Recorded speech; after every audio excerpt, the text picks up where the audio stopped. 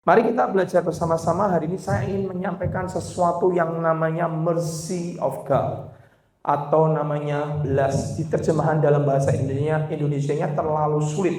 Harus diterjemahkan kata mercy atau belas kasihan atau kebaikan atau pengampunan yang diberikan kepada orang yang melanggar sebuah peraturan, tapi kemurahan, kebaikan Tuhan tetap diberikan kepada orang itu. Itu satu kata, mercy of God. Jadi terjemahannya panjang sekali. Nah, tapi hari ini kita belajar kenapa kita harus belajar mercy of God? Karena saudara, untuk kita belajar mengenal Tuhan, ternyata ada banyak hal untuk kita bisa mengenal Tuhan. Belajar dari apa? Belajar, kalau kita mau belajar mengenal Tuhan, kita harus belajar namanya karakternya Tuhan. Dan salah satu karakternya Tuhan adalah merciful, yaitu penuh belas kasihan. Tapi yang kedua, untuk kita belajar mengenal Tuhan, kita harus belajar sifat natural, sifat alamiah yang ada dalam diri manusia. Saudara harus ngerti, saudara harus sadar, saudara dan saya itu siapa. Nah, kita harus ngerti sifat dasar manusia, sifat alami kita itu apa. Tapi yang ketiga adalah kita harus belajar namanya protokoler, bagaimana bisa mendapatkan sebuah mercy. Yang tak terjemahkan tadi loh, yang panjang lebar itu. Bagaimana bisa mercy itu turun dalam hidup kita, belas kasihan turun dalam hidup kita, kebaikan turun dalam hidup kita, kemurahan turun dalam hidup kita, pengampunan turun dalam hidup kita, ditahan semua hukuman dalam hidup kita, itu turun dalam hidup kita. Itu namanya mercy. Panjang sekali. Nah, yang ketiga kita belajar namanya bagaimana kita bisa mendapatkan mercy. Tapi yang keempat, keuntungan apa kita mendapatkan mercy? Selalu di mana ada mercy, ada mercy, di situ ada namanya belas kasihan. Di mana ada belas kasihan, nanti kalau ciri khas dari Tuhan Yesus, dua ini akan turun, berkat dan kesembuhan.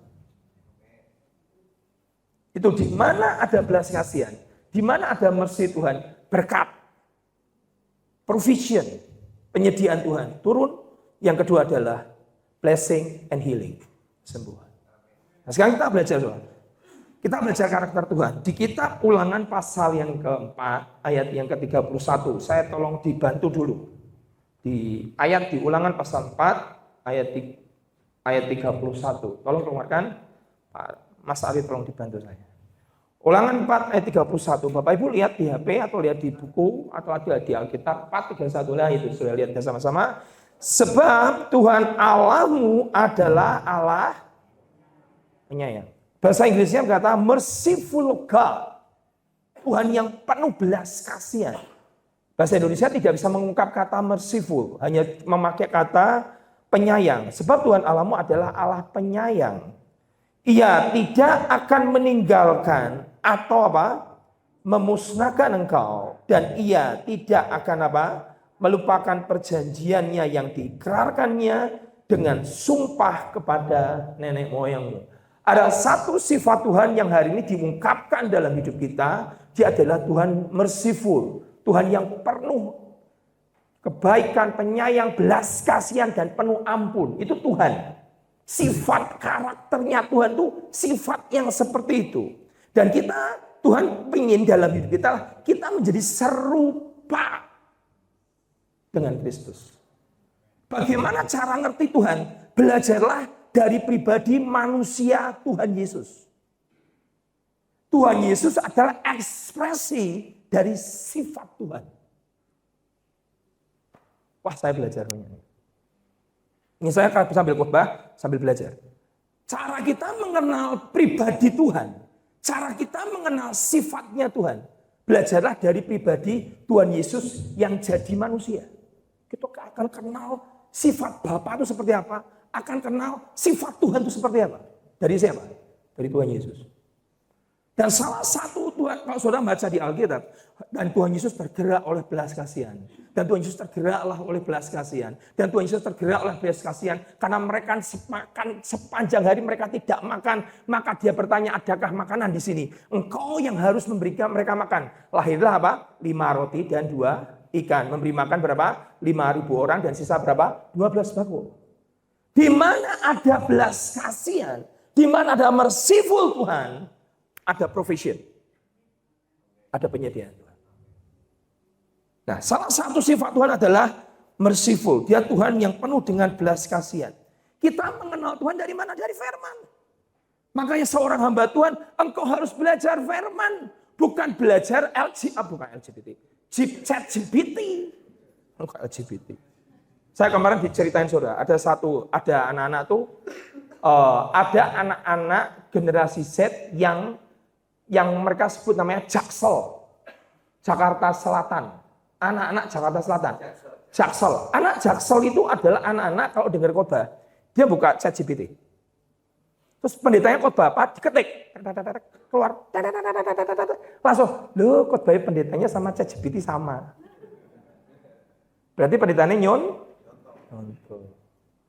pendetanya nggak berdoa. Hati-hati sama anak Jaksel. Dia akan pakai ChatGPT. Merciful. Keluar. Oh khotbahnya Pak Hengki nyontoh ChatGPT. Kalau kita tidak bergaul dengan firman, nanti kita bergaulnya sama ChatGPT. Tanya sama ChatGPT, apakah aku cantik? Oh kamu cantik sekali, kamu luar biasa. Walaupun sebetulnya orang ayu. Ora batil. Jangan bergaul dengan ChatGPT, tapi bergaullah dengan firman. Nanti kita akan mengenal melalui pribadi Tuhan Yesus, siapakah Tuhan, siapakah sifatnya, kita akan mengenal. Karena Tuhan Yesus adalah manifestasi dari pribadi Tuhan. Itu Tuhan Yesus. Wow. Makanya saya sekarang baru ngerti kenapa Tuhan harus jadi manusia. Supaya kita bisa mengenal sifat Tuhan. Dan nanti kalau saudara ngerti sifat manusia, juah terak karuan, setan pun sampai marry sama manusia. Manusia itu mempunyai sifat yang luar biasa. Kalau kita tidak di dalam Yesus, habis. Hanya di dalam Yesus. Suatu kali seorang pemuda yang kaya datang kepada Yesus. Guru yang baik. Bagaimana bisa mendapatkan hidup yang kekal? Pernah baca ayat itu Bapak Ibu? Tuhan Yesus ngomong apa? Enggak ada yang baik. Yang baik cuma Tuhan. Berarti manusia enggak ada yang. Itu sifat yang kita harus sadar. Enggak ada yang baik. Itu yang ucap Tuhan Yesus loh. Enggak ada yang baik kecuali Tuhan.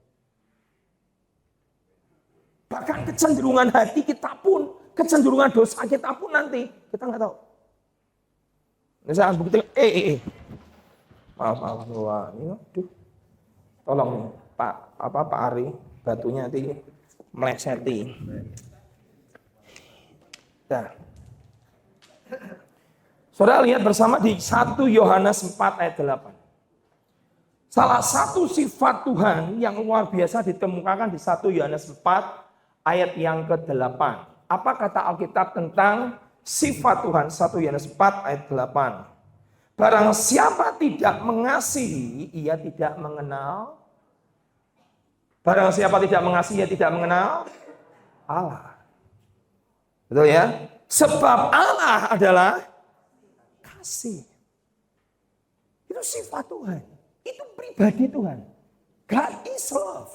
Tuhan itu kasih. Kasih itu siapa? Pribadi Tuhan sendiri. Nah, saudara, kenapa sih Pak kita harus belajar sifat Tuhan? Kalau kita tidak belajar sifat Tuhan, kita akan frustasi menghadapi hidup ini. Kita akan frustasi dengan semua musuh-musuh kita. Karena Tuhan itu kasih. Ya, lihat. God is love. Suatu kali ada seorang hamba Tuhan kasih ilustrasi bagus. Kamu pengen ngerti nggak sifat bagaimana Tuhan kasih, Tuhan itu mercy, Tuhan itu penuh kebaikan, Tuhan itu penuh dengan cinta dan kasih, dan sebagaimana kasih itu bisa pergi, bisa menjangkau, bisa mentoleransi sejauh apa? Suatu kali pendeta ini cerita bagus sekali. Dia berkata begini, aku ini kalau pergi lagi lapar, aku akan pergi ke rumah mamahku. Dan sering kali aku pergi ke rumah mamahku itu jam 12:30 malam. Dan saat aku lapar pergi ke rumah mamahku jam 12:30 malam, mamiku pasti buka pintu. Dan mamiku pasti membuatkan aku makanan. Dan mamiku pasti masakkan sesuatu buat aku, karena aku anaknya. Dan aku tuh pergi ke rumah mamaku setiap kali tengah malam, jam 1, jam 2, dan keadaan lapar, mamaku tidak pernah marah. Dan dia berkata, itu salah satu ekspresi kasih. Karena kasih itu far go beyond description. Pergi menjangkau jauh dari semua yang pernah kita pikirkan. Coba saudara pergi ke rumah pendeta yang lain. Pak, saya minta makan jam 12 malam. Memang ini rangan waktu gue. Betul? Kenapa kok sampai ucapannya pendeta, walaupun pendeta itu soleh-soleha. Sangat baik. Tapi kalau kita datang jam 1 pagi, jam 2 pagi, jam 3 pagi, dia akan berkata, memang kan ada waktu, memang kan ada sisuk, memang kan amangan hari ini dia mati. Betul? Itu sifat manusia. Tapi kenapa pendeta ini pergi ke rumah maminya jam 12 tengah malam, jam 1, jam 2, jam 3, maminya nggak pernah komplain. Kenapa? Kasih. Dan itu ada di dalam diri Tuhan. Dan kalau kita tuh nggak ngerti karakter Tuhan, frustrasi kita. Awas Pak, iya. Besok jangan ada ini lagi. Bahaya. Bagaimana kita bisa mengerti karakter Tuhan? Sampai kita melihat, sekarang kita lihat karakter yang lain. Di Mazmur 145, ayat 8 dan 9. Mazmur 145, ayat 8 dan 9. Wah ini lebih ngeri lagi sifat karakter Tuhan. Tuhan itu apa? Pengasih dan merciful, penyayang. Indonesia hanya terjemahkan satu kata penyayang. Padahal kata penyayang itu kurang dalam. Penyayang itu di kata merciful di dalamnya itu penuh pengampun terhadap orang yang melanggar.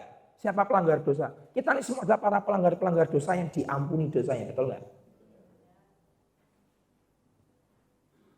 Tuhan itu apa? Pengasih dan penyayang. Lihat nih, panjang sabar. Kalau bahasa Inggrisnya bukan panjang sabar. Bahasa Inggrisnya kata slow to anger. Marahnya lambat. Nek ngamuk ora nesunan. Pak, saya nesunan, baca kalau Tuhan. Anaknya sapa? Enggak tahu. Slow to anger. Panjang sabar. Slow to anger. Dia Tuhan yang orang emosinan. Itu sifat Tuhan. Wah, saya belajar banyak. Slow to anger. Kita berkata slow to anger. Panjang sabar. And great mercy. Dan penuh belas kasihan. Penyayang. Merciful. Pengampunan. Kebaikan. Itu Tuhan. Nanti yang orang-orang yang percaya hyper grace akan, wow itu hyper grace. Bukan, saya tidak khotbah hyper grace, tenang aja. Saya juga kurang setuju. Saudara harus dengar khotbah ini sampai selesai dulu. Tuhan yang merciful, pengampun, panjang sabar, penuh kemurahan, slow to anger, penuh belas kasihan. Dan kita membutuhkan namanya pertolongan dan mercy Tuhan dalam hidup kita sepanjang hari. Ini yang membuat saya bisa punya confidence, tetap berdiri di atas mimbar dan khotbah di depan saudara. Karena saya ngerti ada namanya mercy of God dalam hidup saya. Saudara nggak akan pernah bisa berani berdiri di depan mimbar tanpa namanya mercy Tuhan. Siapa kita sih? Wes nesunan, saya tuh orangnya nesunan. Sifatnya kayak Gusti Allah saya ini. Nesunan. Gampang dipancing emosinya. Nah, kita ini produk apa? Kita produk dari mercy Tuhan. Oke, sekarang lihat Keluaran 34 ayat 5 sampai 6. Kita lihat sifat-sifat Tuhan dulu. Nanti saya akan tunjukkan sifat manusia. Waduh, sifat manusia mengerikan. Lihat Keluaran 34 ayat 5 dan 6. Saya keluarkan dalam bahasa Indonesia ya, saya tidak ada catatan bahasa Indonesia. Keluaran 34 ayat 5 dan ayat yang ke-6. Sudah ketemu ayatnya? Keluaran 34 ayat 5 dan 6. Turunlah Tuhan dalam awan lalu berdiri di sana dekat Musa. Lihat saudara, ini kalau saudara mau mengerti sifat-sifat Tuhan itu ada di dalam nama-nama Tuhan. Dekat Musa serta menyerukan nama Tuhan. Ayat 6. Berjalanlah Tuhan lewat dari depannya dan berseru. Tuhan itu nyebut namanya. Tuhan, Tuhan Allah yang penyayang, merciful. Kemudian Allah yang pengasih. Yang apa? Panjang sabar. Yang apa? Berlimpah kasihnya dan setianya. Ini sifat karakter Tuhan yang ada di dalam diri Tuhan Yesus. Dalam bahasa Indonesia berkata Tuhan yang penuh dengan merciful, gracious, penuh murah hati, long suffering, panjang sabar, abundant in goodness, limpah dalam kebaikan dan kebenaran. Oke. Bagaimana kita bisa mengerti sifat Tuhan? Pelajari tentang sifat alamiah Tuhan dari nama-namanya. Kita akan kenal sifat Tuhan seperti apa. Pelajari tentang kehidupan Tuhan Yesus, kita akan ngerti siapa Tuhan itu. Karena Tuhan Yesus adalah ekspresi daripada sifat dan kasih Bapa yang muncul dalam bentuk manusia. Nah, sekarang kita yang kedua. Yang kedua, Pak, berarti sifat Tuhan. Bagaimana caranya kita bisa ngerti, kita butuh namanya mercy Tuhan. Pak, berarti kita produk mercy. Ya, kita produk belas kasihannya. Yang kedua, saudara harus pelajari sifat manusia. Saya tunjukkan sifat saudara dan sifat saya. Koyo opo. Lihat baik-baik. Kita lihat buka bersama-sama Mazmur 51.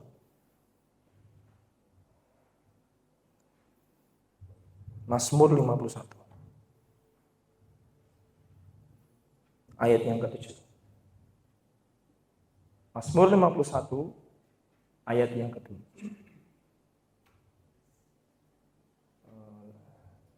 Nah, 5 ya, betul. Nah, betul itu. Ayat 5 ternyata bukan 7. Mazmur 51 ayat yang lihat di sini. Sifat dasar manusia. Lihat. Sesungguhnya dalam kesalahan. Kata kesalahan itu memakai kata iniquity. Iniquity itu artinya adalah kelemahan. Terjemahan Indonesia. Tapi kelemahan itu nggak cukup. Kata sebab sesungguhnya dalam iniquity, dalam kecenderungan dosaku, aku ini diperanakan. Berarti kecenderungan dosa itu sudah ada di dalam mana? Kandungan. Makanya sifat dasar dosa alamnya kejatuhan. Sifat dosa, apa namanya itu? Yang dari Adam itu namanya dosa apa? Dosa keturunan. Itu ada. Sesungguhnya dalam kesalahan, dalam iniquity aku diperanakan. Dan dalam dosa aku dikandung ibuku. Sifat dosa, iniquity, kecenderungan dosa, berbuat jahat, yang melanggar, rebellion, against God, melawan Tuhan. Terus menerus itu sudah ada sejak dari kandungan ibu kita. Jadi jangan bilang aku ini apik, nggak ada orang baik. Tuhan Yesus ngomong, nggak ada yang baik selain Tuhan.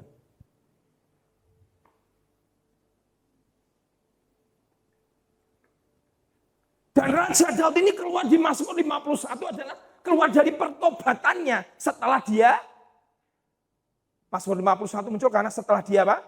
Berzina dengan Batsyeba.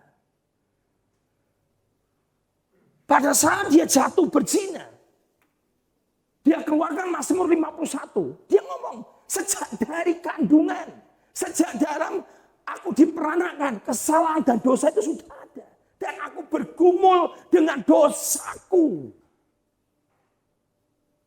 Seorang gembala yang innocent, yang sangat tidak punya, innocent apa ya? Tanpa dosa, yang tulus, yang polos, yang dibuang orang tuanya, hanya mengembalakan cuma 2-3 ekor domba di padang belantara, dikasih umpan buat singa dan beruang. Betul kan? Diperkirakan ada tafsiran bahwa Daud itu anak haramnya Isai. Benar apa salah Pak? Enggak tahu saya. Pokoknya ada yang menerjemahkan gitu, ada yang menafsirkan begitu. Ini anak buangan. Kenapa kok anak buangan? Pada saat Samuel datang, kenapa enggak dipanggil? Kan pertanyaan toh. Lu kalau mau anak kandung lu yang 5 anaknya atau 7 anaknya aja dihadapkan Samuel supaya ditentukan siapa yang menjadi raja yang diurapi. Tapi kenapa Daud tidak dipanggil? Dan hanya 2-3 ekor domba. Sudah gitu dia 2-3 ekor domba masuk ke kebun binatang, ketemunya beruang sama singa. Bapaknya waras lah. Saudara punya anak, masukkan kebun binatang, bawa 2-3 ekor domba, ya jadi umpan loh. Walaupun keluargaku menolak aku, tapi Tuhan menyambut aku. Daud mengucap. Dia ditolak sama keluarganya. Ini anak innocent, tidak bersalah, tidak berdosa. Tapi seorang gembala yang innocent, tidak bersalah, tidak berdosa, dia tidak pernah mikir bahwa suatu kali pada saat dia jadi raja, di puncak karirnya, dia akan membuat pembunuhan berencana. Pernah mikir gak? Siapa yang membuat pembunuhan berencana? Daud. Dia niduri istri siapa? Uria itu siapa? Itu adalah pengawal ajudan presiden yang paling loyal dengan Daud. Seorang yang begitu innocent, dia tidak pernah mikir pembunuhan berencana. Dia tidak pernah mikir membunuh suami orang. Dia tidak pernah mikir niduri istri orang. Hari itu dia ngaku di Mazmur 51 bahwa dalam kesalahan aku diperanakan. Dalam dosa iniquity aku dikandung. Sifat itu sudah ada dalam diri kita. Kalau kita tidak sadar siapa kita tidak akan pernah bisa menerima namanya mercy of God. Kemurahan Tuhan. Saya tanya, pada saat Daud setelah meniduri Batseba, apa yang dilakukan? Sifat dasar alamiah, nature manusianya berkata apa? Dosa itu pinginnya dia apa? Ditutupin. Adam pada saat berbuat dosa, dia nutupin dosanya enggak? Pakai apa? Pakai daun ara. Berarti sifat nutupi dosa itu sifatnya dosa. Sifat manusia. Bapaknya, nenek moyangnya nutupin dosa. Pakai daun ara membuat sawat. Supaya dia tidak kelihatan telanjang di mata Tuhan. Daud pada saat dia tiduri istri orang. Dia mau nutupi dosanya. Dengan cara dipanggil suaminya pulang. Kamu kan perang, capek, letih. Tidurlah sama istrimu. Dengan harapan si Uria tidur sama Batseba. Setelah Uria tidur sama Batseba, dia pergi perang lagi. Tiba-tiba si Batseba hamil. Ikui anakmu, bukan anakku. Itu rencana Daud. Jahat nggak? Jahat. Itu sifat dosa manusia. Kita harus sadar, jangan pernah ngomong dirimu. Baik, di dalam diri kita ada satu iniquity, kecenderungan yang diperanakkan dalam kandungan itu kita. Itu kenapa kita butuh namanya mercy on me, on God. Aku butuh Engkau Tuhan. Makanya di luar Yesus itu nggak bisa selamat. Kita tuh betul-betul bergantung total kepada Tuhan. Panggil, nah ini loyal banget. Siap komandan. Kenapa raja panggil saya? Tidur sama istri? Enggak. Panglima yuk lagi perang. Masa saya tidur-tiduran sama istri saya? Tidur sama istri saya? Enggak mau raja. Ini perintah. Maaf raja, enggak bisa. Dibuat mabuk sama Daud supaya pikirnya lupa ingatan, ditiduri istrinya. Mabuk malah di luar istana, enggak pulang ke rumah. Daudnya bingung, ini cara nutupi dosaku piye? Orang kalau berbuat dosa selalu pakai cara segala macam politik untuk nutupi dosanya. Karena sifat manusia itu jahat. Bukakan Yeremia 17 ayat 9. Saudara, saya tunjukkan sifat dosa manusia. Yeremia 17 ayat 9.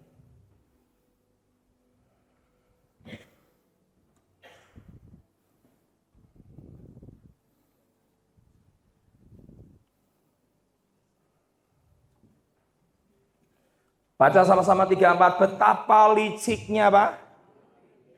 Lebih licik daripada segala sesuatu. Hatinya sudah membatu. Siapakah yang dapat mengetahuinya? Bahasa Indonesia nggak jelas. Bahasa Inggrisnya dengerin Bapak. Saya terjemahkan. Dalam kitab King James berkata begini. The heart is deceitful. Hati itu penipu. Bayangkan, hati kita nih nipu. The heart is deceitful. Kemudian dia berkata begini. Above all things. Hati itu nipu dari Melebihi semuanya. Ngeri banget saya bilang. Kita enggak. Dan akhirnya enggak boleh. And desperately wicked. Jahatnya luar biasa. Yang ngomong Alkitab loh, bukan saya loh. Hati itu menipu lebih dari semuanya. And desperately wicked. Jahat. Dan Indonesianya lebih jelas. Inggrisnya berkata lebih jelas. Dan dia berkata gini. Who can know it? Wow. Bahkan yang punya hati aja nggak sadar kalau jahat. Hati itu menipu lebih dari segalanya. And desperately wicked. Dan jahatnya luar biasa. Dan siapa yang bisa mengetahuinya? Sampai Raja Daud di Mazmur berkata, Tuhan, buat aku akan ngerti dosa yang tidak aku sadari. Ingat ayat itu? Saking gak ngerti hati ini.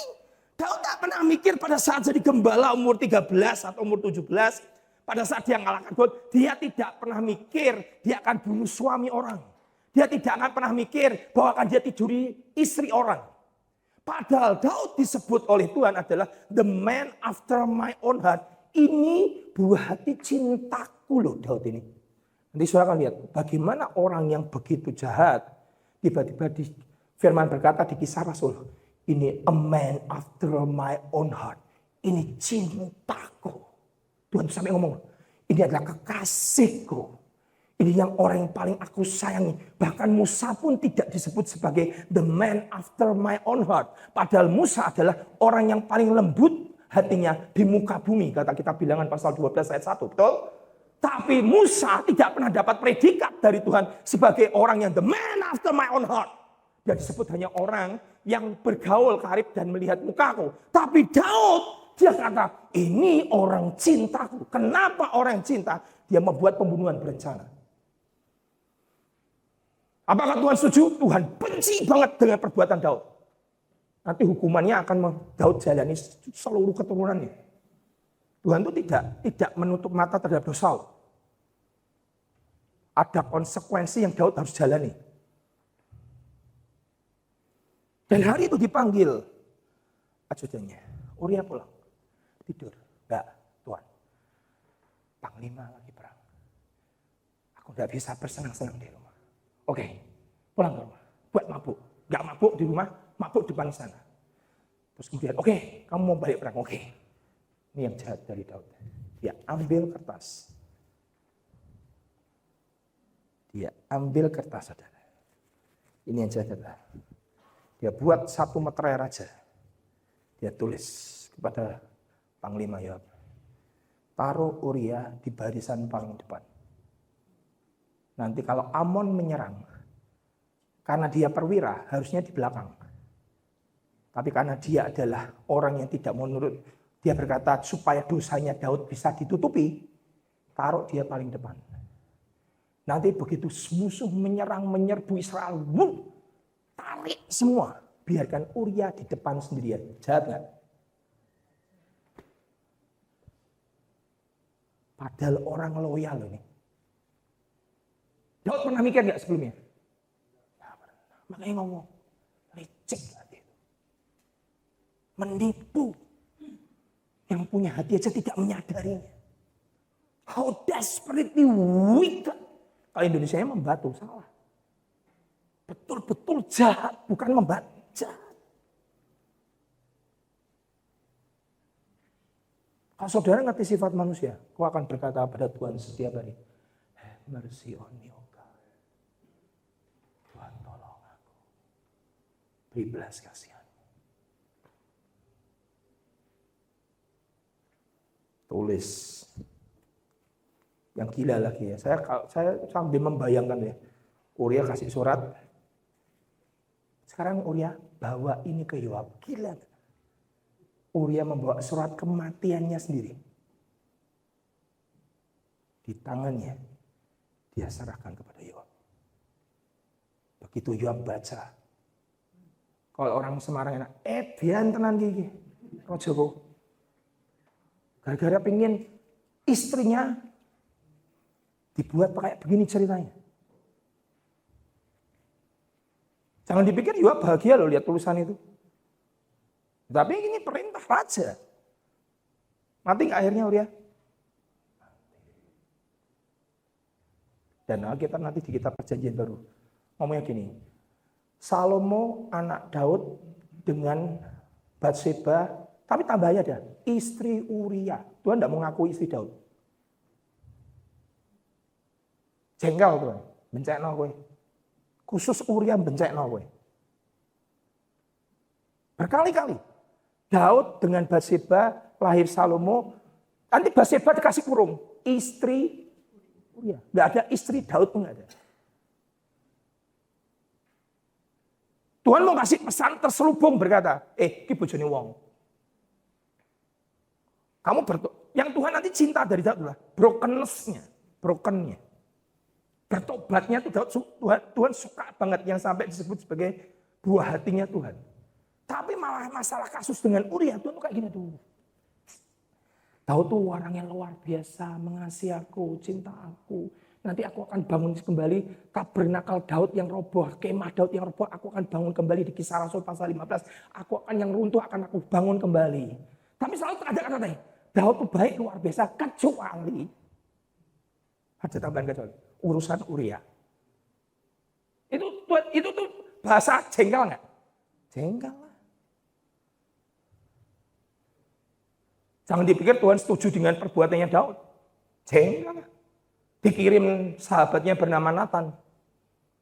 Dengar Bapak Ibu ya. Kau yang merasa hari ini domba-dombamu dirampas. Ada satu perkataan dari Nabi Nathan. Ada orang kaya mempunyai 100 domba. Tapi ada orang miskin yang mempunyai 1 domba. 1 domba itu selalu ditimang-timang di pangkuannya.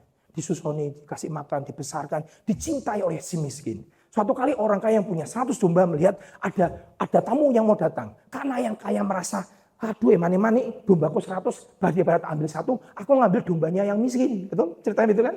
Diambillah dombanya, kemudian dimasak. Begitu Daud diceritani begitu sama Nathan, orang itu pantas mati. Langsung Nathan bilang, kamu orangnya yang mati. Itu nabi besar, hebat tuh. Nabi itu nggak akan takut menghardik orang. Jangan cuma ngomong apik tok. Kamu orang yang pantas mati. Berapa istri aku berikan di pangkuanmu? Istri orang Uria kamu ambil. Itu marah banget Tuhan tuh. Langsung, ini sikapnya hebatnya Daud bedanya dengan Saul. Kalau Daud langsung berlutut, ampun Tuhan. Bebaskan aku dari dosa yang tidak aku sadari. Wah ini orang hebat, Daud itu orang hebat. Langsung berlutut. Dia singkirkan pride, dia singkirkan kesombongan, dia singkirkan harga diri, dia singkirkan statusnya sebagai raja, dia singkirkan statusnya sebagai orang yang paling top nomor 1 bisa. Dia singkirkan semua, dia berlutut seminggu, dia puasa. Tuhan cari broken. Dan mercy Tuhan hanya bisa turun di mana? Saat ada broken. Mercy Tuhan tidak bisa turun kepada semua orang Kristen dan semua pendeta. Mercy Tuhan hanya turun kepada siapa? Orang yang hancur. Buka Mazmur 51 ayat 19. Kalau enggak 17. Merciful Tuhan. Berapa itu? 19. 18. 17. Ayat 17. Tolong yang 17. Betul, itu 19. Bukan yang ini. Nah, ini dia. Korban sembelihan kepada Allah jiwa yang. Ini keluar dari pertobatannya dia dengan Batseba. Jiwa yang hancur, hati yang patah, dan hati yang remuk. Dan Alkitab berkata, tidak kau pandang hina. Mercy Tuhan hanya bisa turun kepada orang yang hancur, remuk. Jiwanya remuk aja. Tuhan. Tapi untuk orang bisa broken, seringkali sulit. Sombongan itu yang membuat orang tidak bisa broken. Yang merasa dirinya masih baik. Yang merasa dirinya punya dignity. merasa dirinya punya pangkat, merasa dirinya adalah orang yang ngerti semuanya. Itu tidak broken. Orang broken dia lepaskan semua. Dia berkata, Tuhan, dari kandungan ibuku, aku diperanakkan dengan dosa. Dari kandungan ibuku, aku sudah hidup dalam kecenderungan dosaku. Ampuni aku Tuhan. Tuhan berkata, aku cinta dengan orang ini.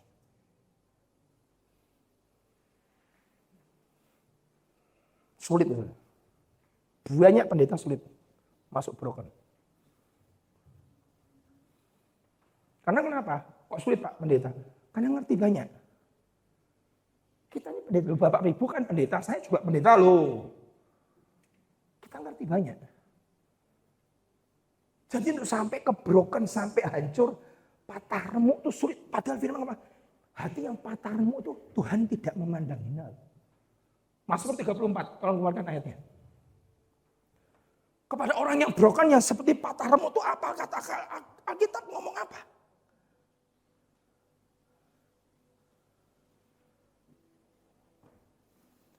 Mazmur 34. 19.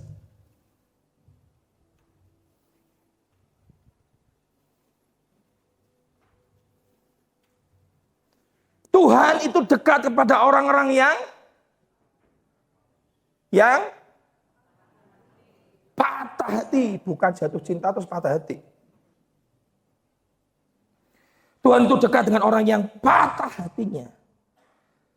Dan yang apa? Ia menyelamatkan orang-orang yang remuk jiwanya. Dekat loh. Anda mau berkata dekat. Dia dekat sekali. Yesaya 19 ayat 10.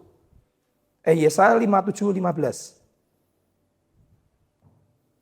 Seperti apa sih orang ini? Saudara, mercy Tuhan itu bukan 1 tambah 1 sama dengan 2. 1 tambah 1 berapa saudara? 2. Itu aritmatika. Itu matematika. Mercy Tuhan 1 tambah 1 sama dengan tergantung Tuhan yang nulis. Itu mercy. Saudara nggak bisa kalkulasi 1 tambah 1, 2. Dengan mercy-nya Tuhan nggak bisa.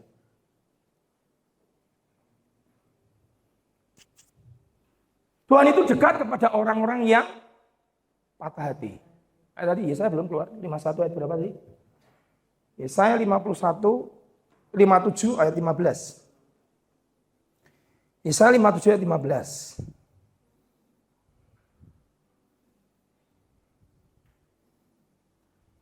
Yesaya 57 ayat 15. Dah? Sebab beginilah firman Tuhan yang maha tinggi, yang maha mulia, yang bersemayam untuk selamanya, dan yang maha kudus namanya. Aku bersemayam di tempat tinggi dan di tempat kudus, tetapi juga bersemayam bersama-sama orang yang remuk. Hati-hati sama orang remuk. Yang rendah hati. Untuk menghidupkan semangat orang-orang yang rendah hati. Dan menghidupkan hati orang-orang yang remuk.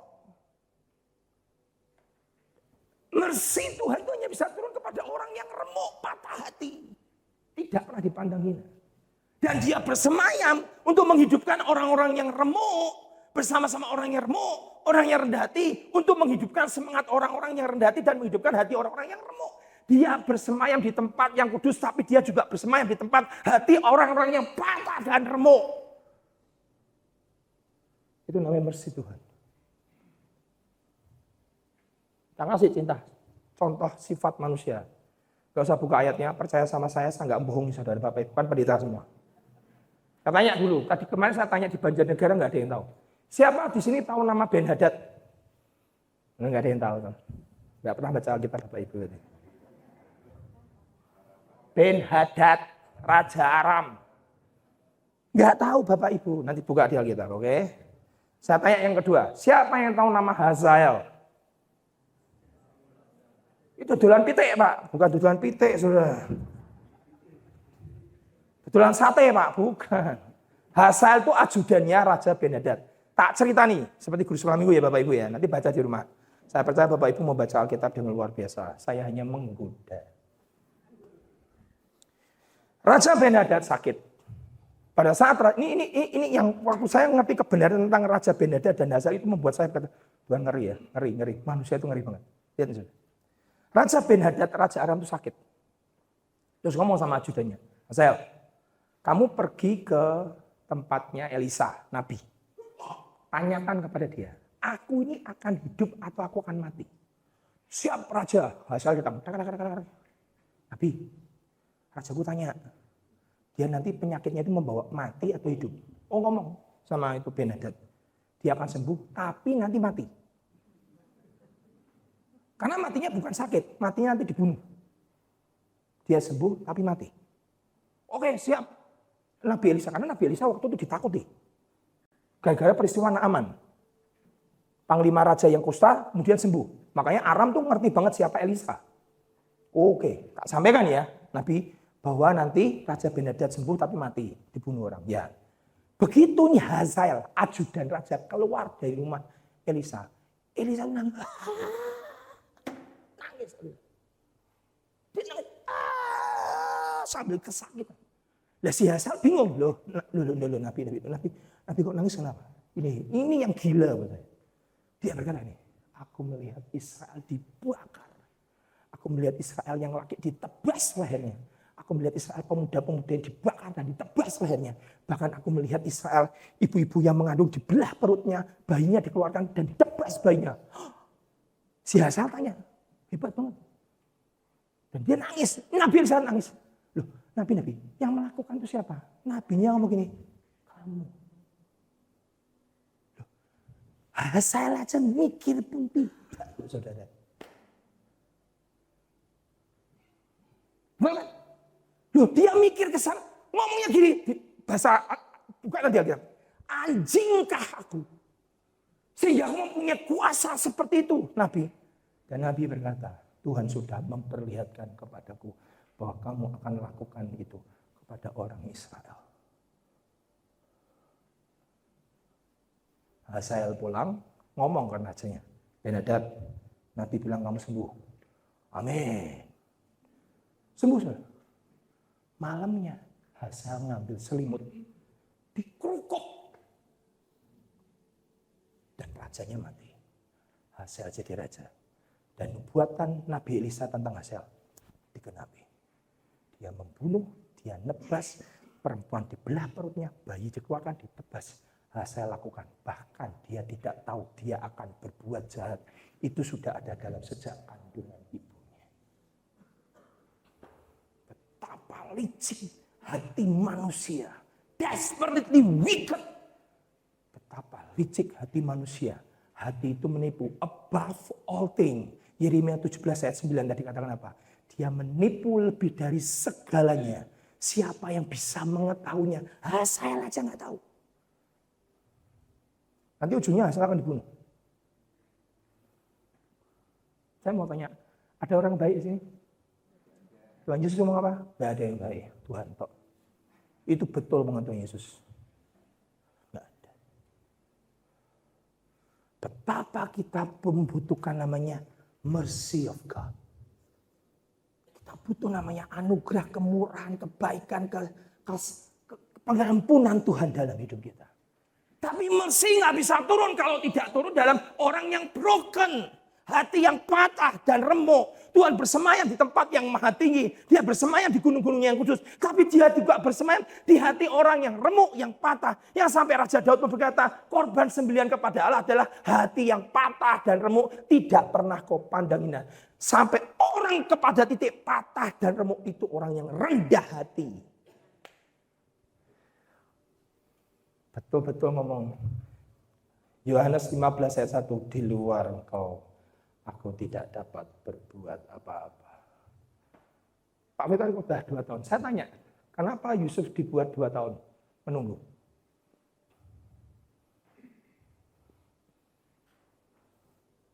Padahal dia terima janji bahwa dia akan jadi seorang penguasa. Bulan bintang akan tunduk kepadanya. Matahari, bulan, dan bintang akan tunduk kepadanya. Kenapa dibiarkan sampai 2 tahun?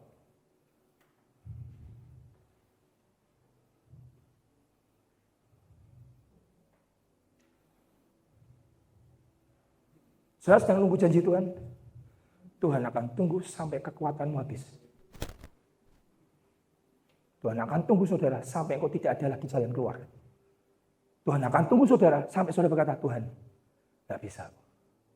Kalau engkau gak bisa. Saya tuh tanya orang-orang yang diangkat Tuhan tinggi. Saya tanya ini, titik balikmu di mana? Saya punya teman orang Makassar, kaya raya. Titik balikmu di mana, Pak? Saat jam 2, aku ketemu Tuhan. Berkata, Tuhan, 10 kali bangkrut. Anak pembawa sial. Anak tidak tahu diri, kata orang tuaku.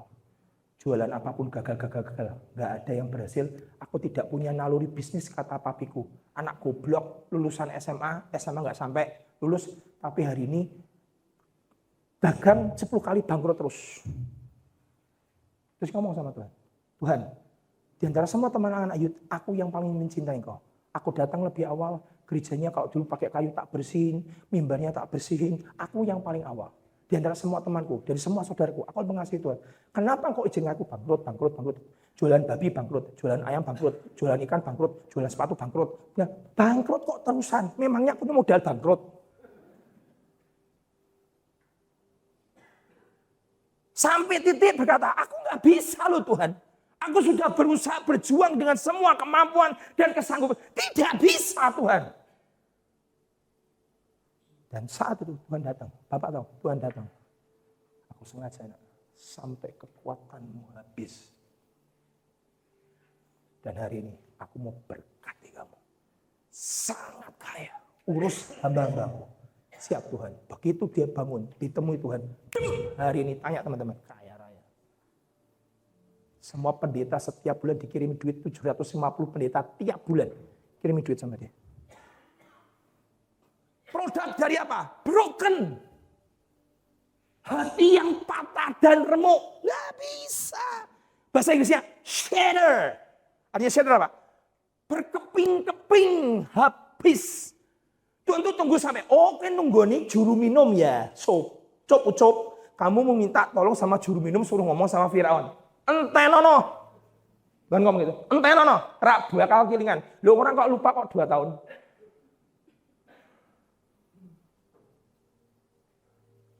Matius 5 berkata apa? Berbahagialah orang yang miskin di hadapan Allah.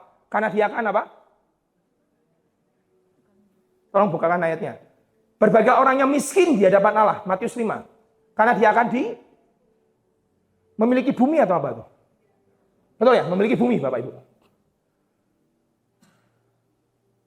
Tolong buka Matius 5 Bapak Ibu, lihat khotbah di atas bukit. Berbahagialah orang miskin di hadapan Allah, karena dia akan memiliki bumi. Bapak Ibu tolong dibukakan tuh ayatnya tuh Pak Pendeta please, yang bawa buku tuh loh Pak Pendeta yang bawa buku. Karena mereka yang mempunyai kerajaan sorga. Kata miskin itu bukan ngere, bukan melarat. Berbahagialah orang yang miskin di hadapan Allah. Bahasa aslinya, berbahagialah orang at the end of your rope. Di sampai batas.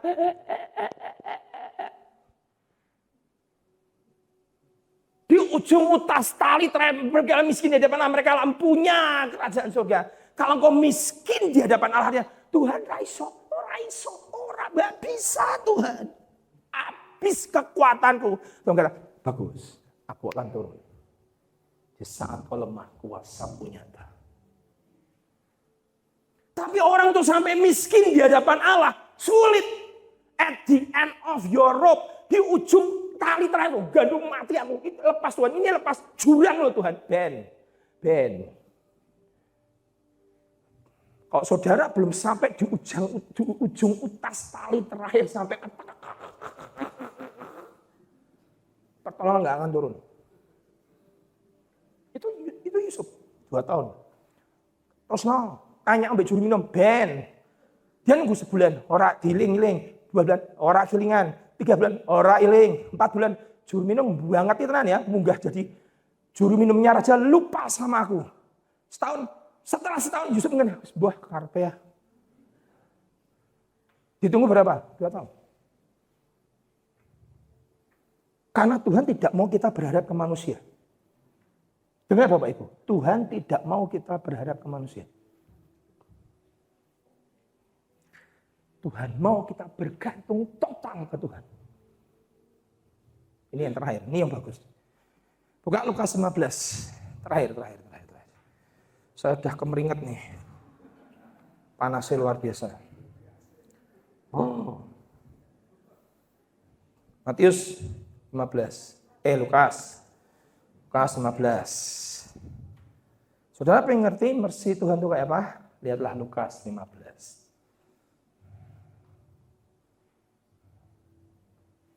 Lukas 15. Ayat yang ke-11.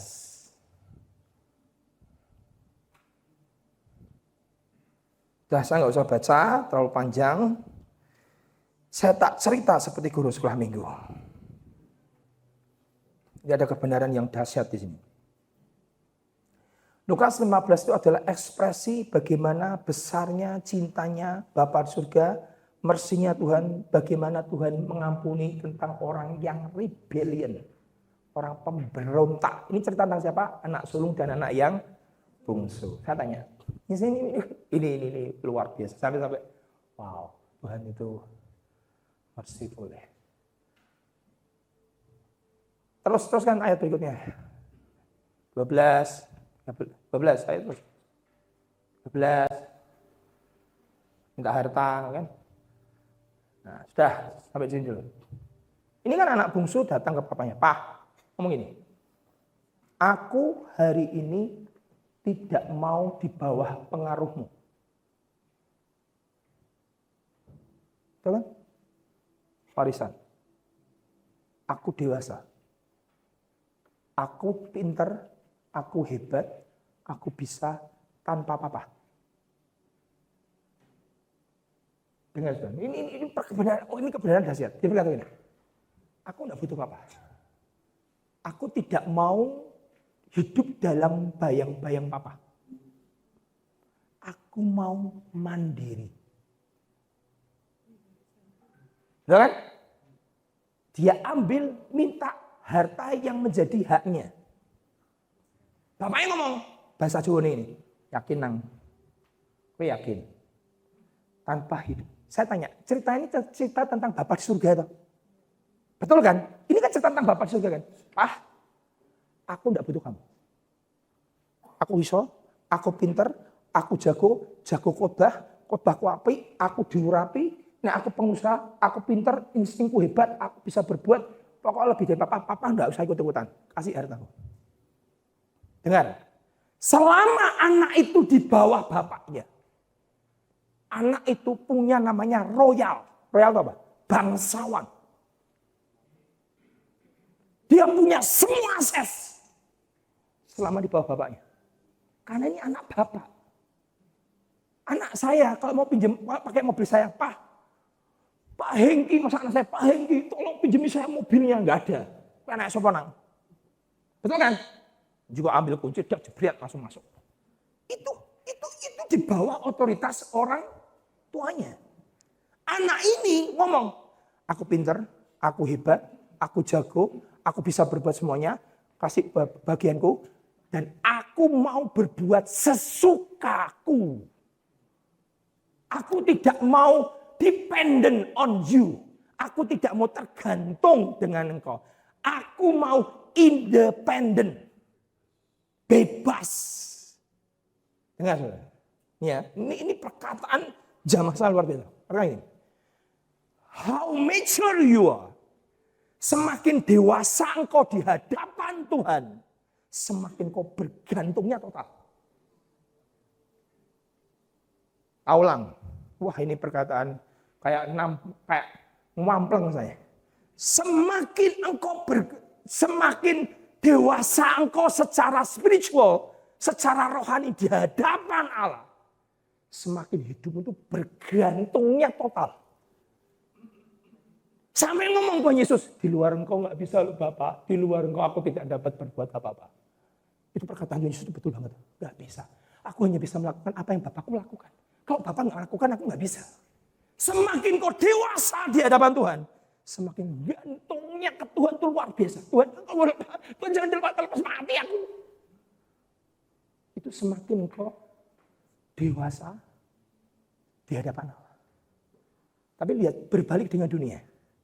Semakin dewasa engkau, semakin kamu mandiri. Benar tak?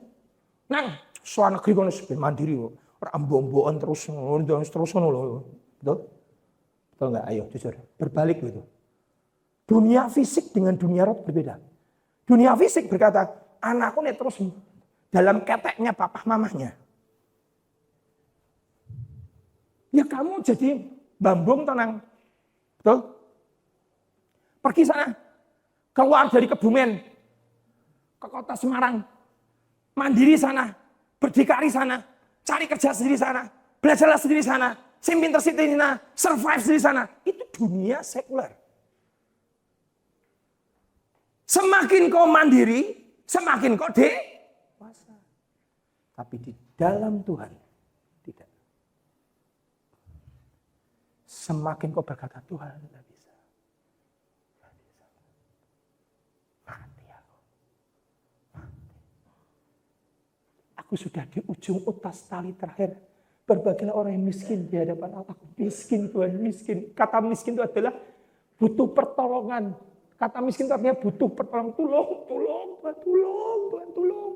Semakin kau bergantung dependable on God. Bergantungnya total ke Tuhan. Semakin kau dewasa di hadapan Allah. Wah, saya berkata, Tuhan dahsyat. Perumpamaan tentang anak bungsu dahsyat. Dan saudara, begitu si bungsu keluar dari pengaruh bapaknya, ketergantungan dari bapaknya, kita bisa apa? Dia memboroskan hartanya. Nanti dia kena kelaparan. Ayat berikutnya, dia kena kelaparan. Dia menjadi melarat. Dia tidak punya apa-apa. Bahkan maaf, sampai pakai kata destitute. Bahkan punya bahan pokok makan saja di rumah. Sandang, pangan, papan aja nggak punya. Karena apa? Dia keluar dari bapaknya. Saudara jangan pernah keluar dari Yesus. Habis. Begitu dia keluar, dia melarat, dia kena kelaparan. Bahkan maaf saudara, makan ampas babi.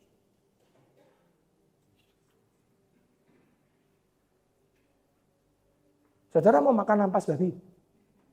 Pak, babi ini aja ampas sih. Betul kan saudara? Babi guling Pak, aja ampas sih. Ini maaf saudara, sampai makan, bukan makan babi loh. Makan makanannya babi. Kenapa? Dia keluar dari pengaruh bapaknya. Dan dihukum dulu. Kalau anak minta warisan sebelum bapaknya mati itu ngomong gini, Pak, lu mati aja Pak. Warisan buat saya. Itu hukum kalau minta warisan bapaknya masih hidup itu mau ngomong bapaknya mau mati aja mati sana. Warisan buat saya. Itu hukumnya zaman dulu. Ini anak kurang ajar gak? Bukan kurang ajar, bencek no.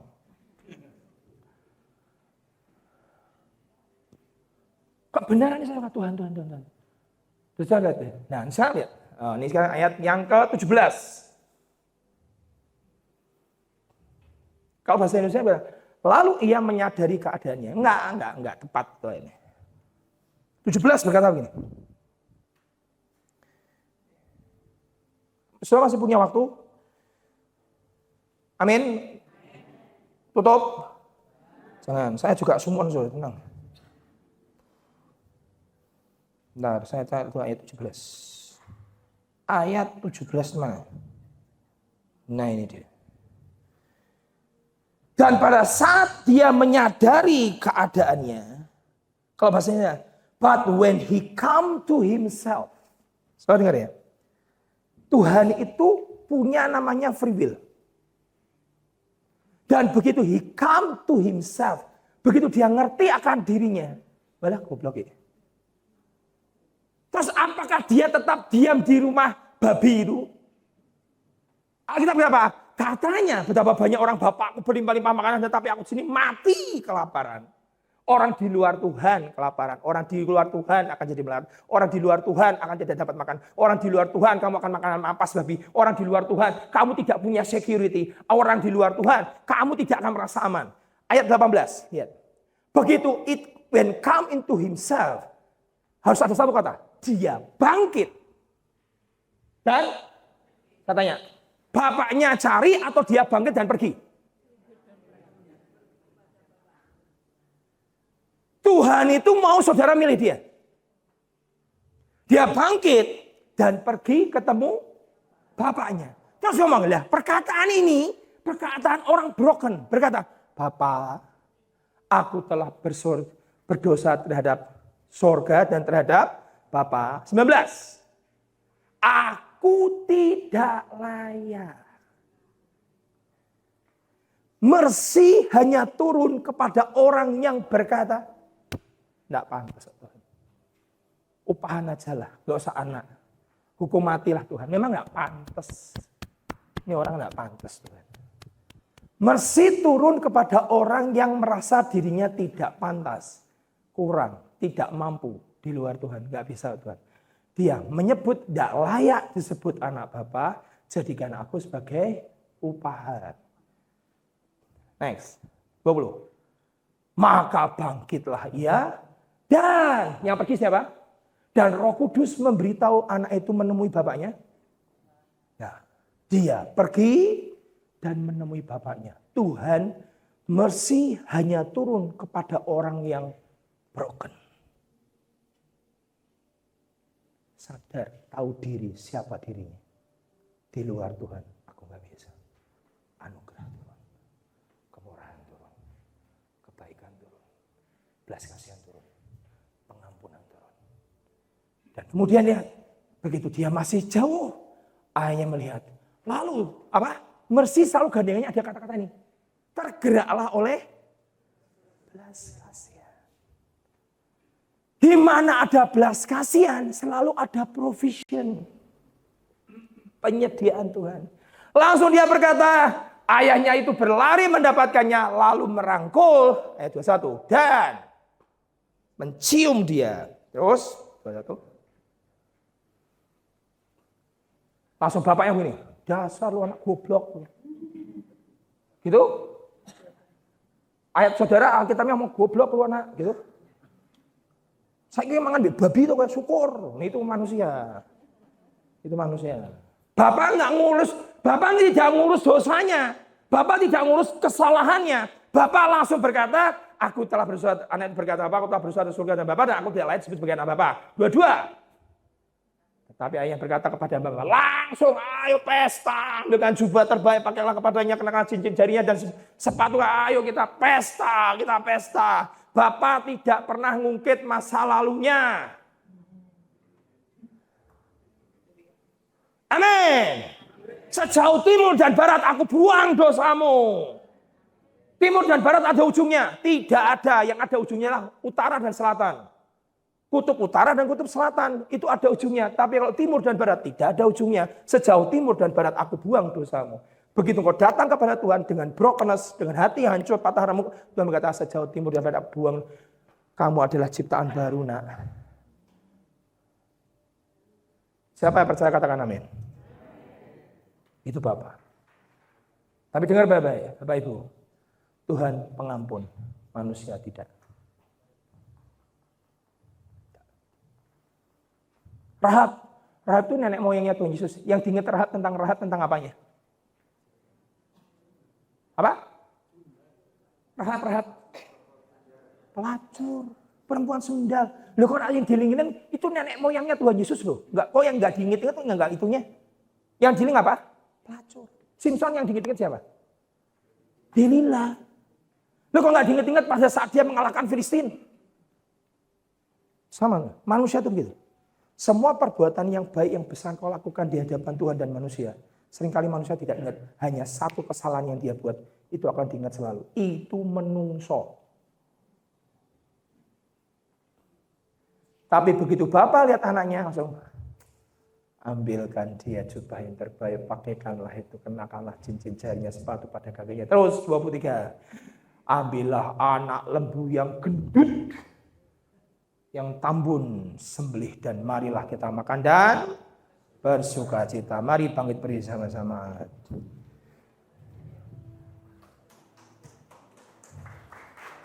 Yesus, Yesus,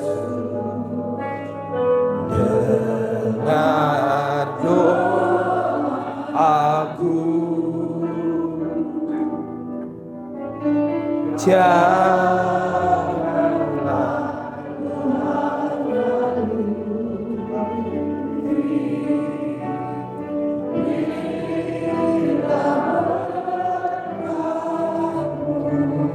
tekan sekali lagi, Yesus.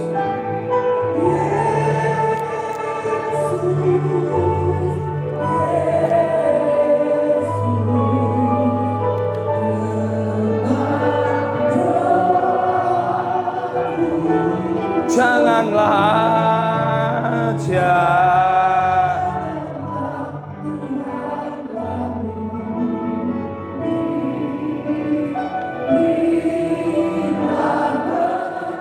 panggil namanya. Bartimius berkata, Yesus.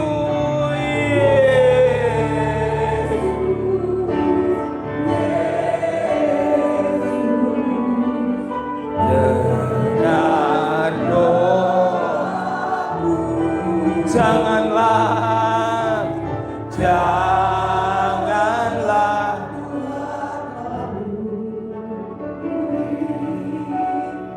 hilang berkat. Saudara, saya punya jemaat yang sampai habis-habisan, sampai di blacklist dari Bank BI, namanya jelek. Setiap kali pergi ke rumah keluarganya, lagi mesti pinjam utang. Mari ya rumah. Ke saudaranya lagi, tukang utang. Saya kena sama dia 10 juta. Jemaat ini pindah ke rumah lagi, supaya kuliah utang. Balik ke rumah maminya, Mam, aku sudah tidak ada tempat lagi. Sekarang rumahku juga sudah tidak ada. Tak pulang ke rumah mama ya. Sudahlah, kamu tidak usah tidur sini. Kamu anak pembawa sial. Akhirnya dia tidur di SPBU. Tanya, titik balikmu di mana kau? Terus aku balik ke rumah mama. Mama itu tetap apapun kasihnya itu besar. Mah, terima aku ya, Mah. Tak tidur di kamar pembantu nggak apa-apa. Ya, sana tidur sana. Tidur pembantu. Jam 2 pagi dia buka Alkitab. Dia nangis, Tuhan. Remuk, patah, hancur. Aku salah. Aku ambil duitnya orang ini, tak pakai duitnya. Dan akhirnya hancur semua, keluargaku hancur, bank hancur semua. Saudara, tidak ada yang mau terima aku. Bahkan orang tua aku pun tidak mau terima aku. Ampun Tuhan, ampun Tuhan. 1 tahun kemudian, naik atas. Setiap kali saya lihat ada titik baliknya. Apa itu? Mercy of God. Tapi mercy tidak pernah bisa turun kalau gak ada broken. Hancur gak bisa. Begitu Tuhan. Memang tidak layak. Kayak anak-anak bungsu gak layak. Aku berdosa terhadap surga. Aku berdosa terhadap Bapak. Aku habiskan semuanya. Jadi melarat. Jadi ampuni Bapak. Gak layak jadi anakmu. Jadi upahan. Nah. Ayo ambil jubah. Kasih cincin. Beli sepatu. Dan pestakan. Tuhan tunggu itu. Kalau kau sampai titik berkata Tuhan. Teman saya, saudara tahu, setelah 1 tahun kerjanya cuma baca Alkitab, nangis. Jam 2 pagi baca Alkitab, nangis. Pagi baca Alkitab, nangis. Baca Alkitab, nangis. Bantuan Yesus. Nyanyi. Yesus. Tiap hari 1 tahun dia lakukan. Tiba-tiba ada perusahaan raksasa dari Cina, nggak kenal dia. Ketemu dia. Sini, carikan aku pabrik, carikan aku tanah, bangunkan aku 1 tempat pabrik terbesar di kota ini sebagai merek terkenal. Bangunkan kamu, dibangun, diangkat Tuhan. Di mana? Mercy of God. Tapi mercy tidak pernah bisa turun kalau nggak ada broken. Mercy itu datang tiap hari, tapi dia harus mendarat di tempat yang ada remuk dan patah. Karena Tuhan bersemayam dan dekat dengan orang-orang yang remuk dan patah hatinya. Mari katakan, Yesus,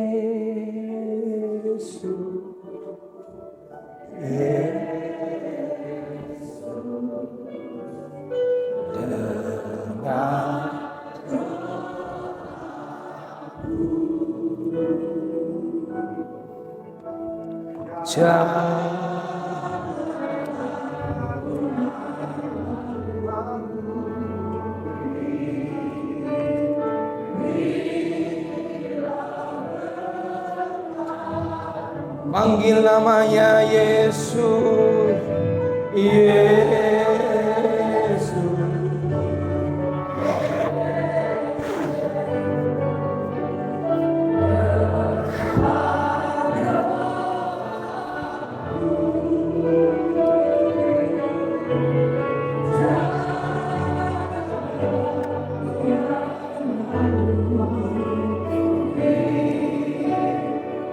Bilang berkah, menaikkan sama-sama dan Yesus,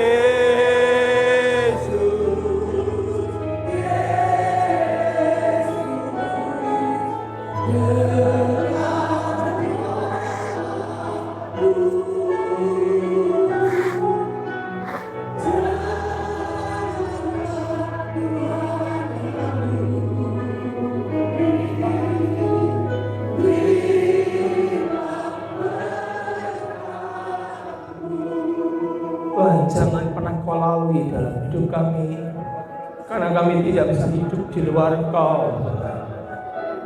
Yesus, Kau segalanya bagiku. Yesus, Kau segalanya bagi kami, Tuhan. Seperti sari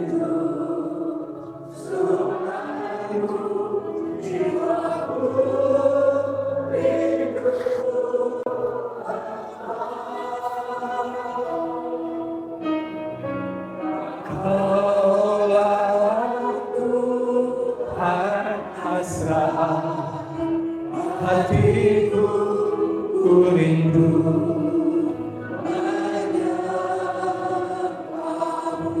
seperti rusa, seperti rusa itu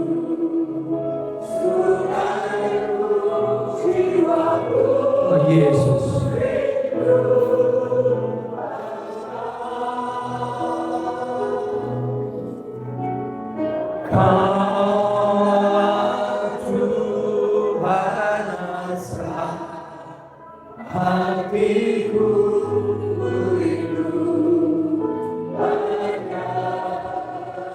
Katakan bahwa kekuatanmu hanya di dalam Dia. Engkau kekuatan dan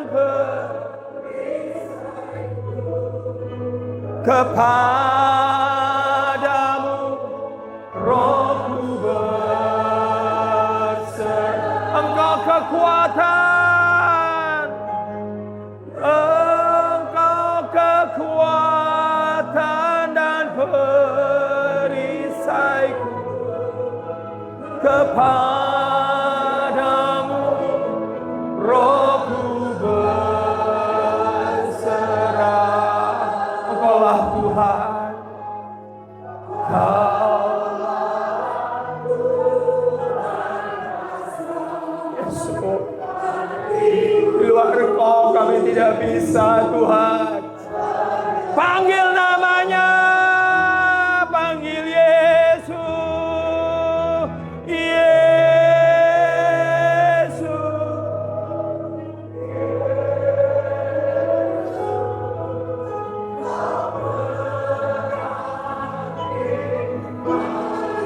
Panggil nama Yesus,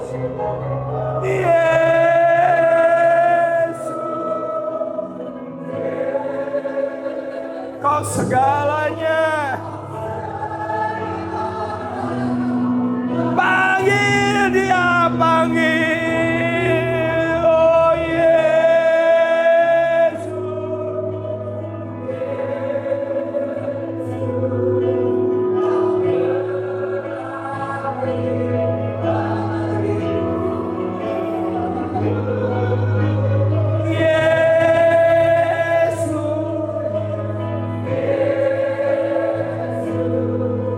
Engkau segalanya.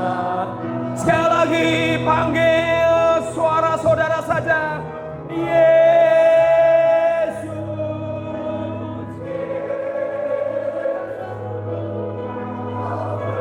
Berarti He means all.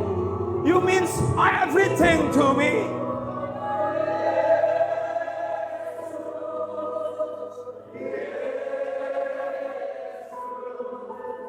Kau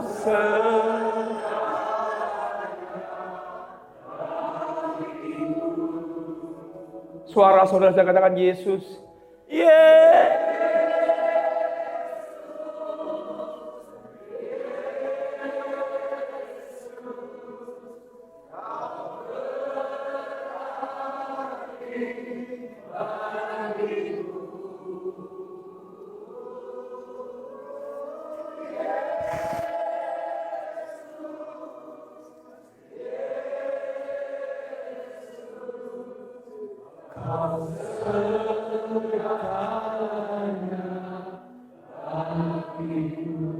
Kau segalanya.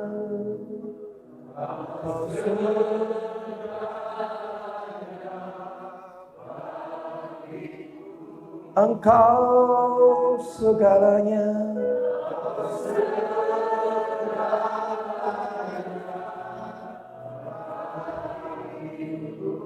Biar ini jadi doa kami Tuhan. Tanpa Engkau kami nggak sanggup. Tanpa Engkau kami tidak mampu. Kami jangan seperti bungsu yang merasa diri kami sanggup mampu.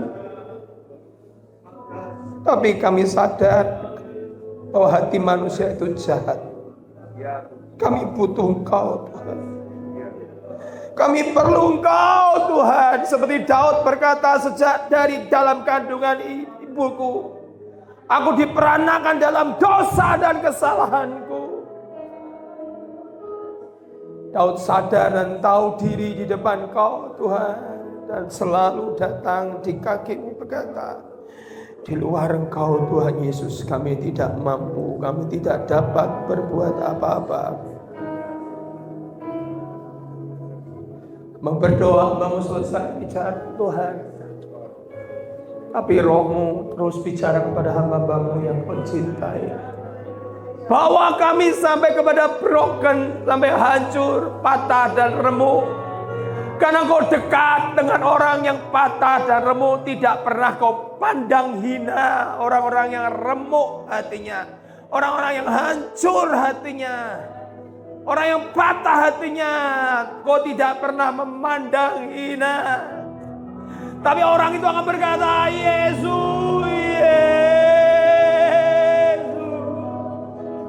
Yesus, Kau berarti bagiku.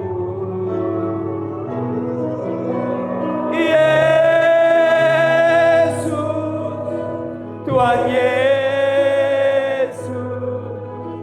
Kau segalanya bagiku. Kau segalanya. Kau segalanya bagiku. Engkau segalanya. Kau segalanya bagiku. Hamba-Mu selesai, Roh-Mu terus bekerja. Terima kasih untuk siang hari ini. Kami berikan segala hormat kemuliaan-Nya bagi-Mu Tuhan. Di dalam nama Yesus. Dan setiap saudara yang percaya berkata, amin.